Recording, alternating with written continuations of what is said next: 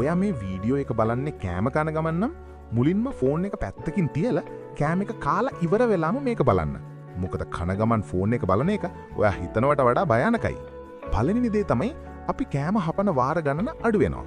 Phone එකට අවධානය තියෙන නිසා කෑම හරියට හැපෙන්නේ නැහැ.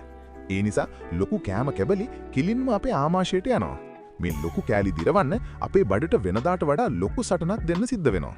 අපේ ජීර්ණ එන්සයිම ක්‍රියාකාරීත්වය අඩාල වෙලා ආහාර ජීර්ණය ගොඩක් ප්‍රමාද වෙනවා.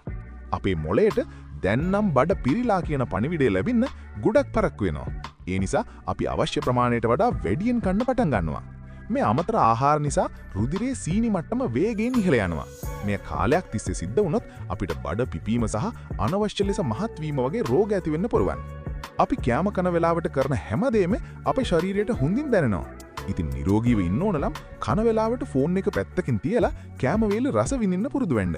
මේ වගේ වැදගත් දේවල් තවත් දැනගන්න මාව ෆලෝ කරන්න.